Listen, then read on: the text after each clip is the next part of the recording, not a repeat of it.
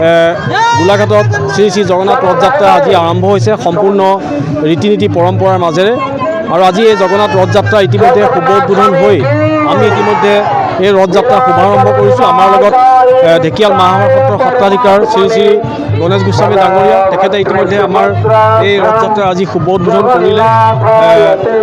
তাৰপিছতে মন্ত্ৰী অজন্তা নেওগে উপস্থিত হ'ল, সাংসদ কামাখ্যা প্ৰসাদ কাছা উপস্থিত হ'ল আৰু গোলাঘাটৰ জিলা উপায়ুক্তকে ধৰি বিভিন্ন গণ্যমান্য ব্যক্তি, গোলাঘাটবাসী ৰাইজ সকলোৱে মিলি আমি তৃতীয়বাৰৰ যি ৰথযাত্ৰা, এই ৰথযাত্ৰা শুভাৰম্ভণি কৰিছোঁ।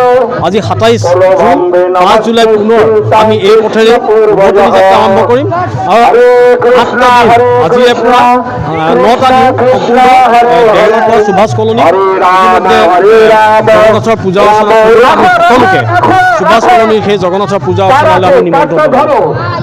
আধ্যাত্মিকতাৰ যাত্ৰা আৰু সমাজখনক সকলো লোকক একত্ৰিত কৰি ভক্তি মাৰ্গৰ দৰ্শনেৰে সমাজখনক আগুৱাই লৈ যোৱাৰ এক প্ৰচেষ্টা।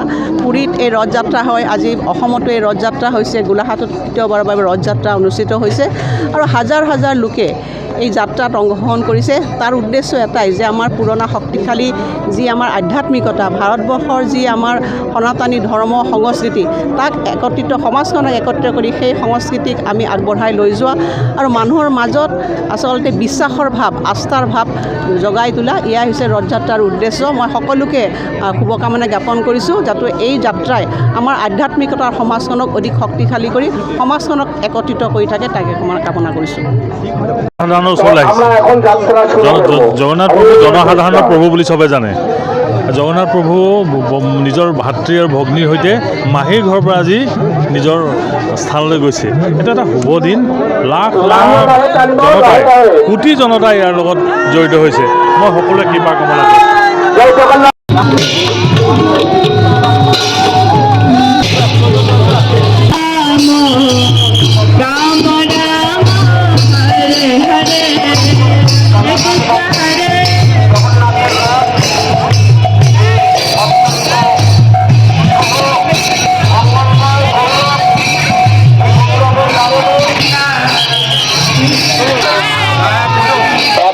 কষ্ট হওয়ার কিছুই নেই, আপনারা আস্তে আস্তে করে টানবেন, লাহে লাহে যাব,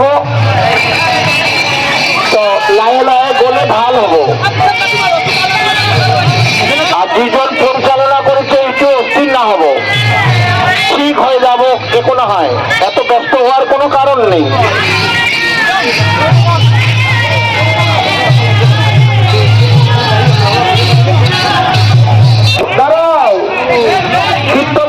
কীর্তন পার্টি আগে যাবো, তারপরে জামাই যাচ্ছে।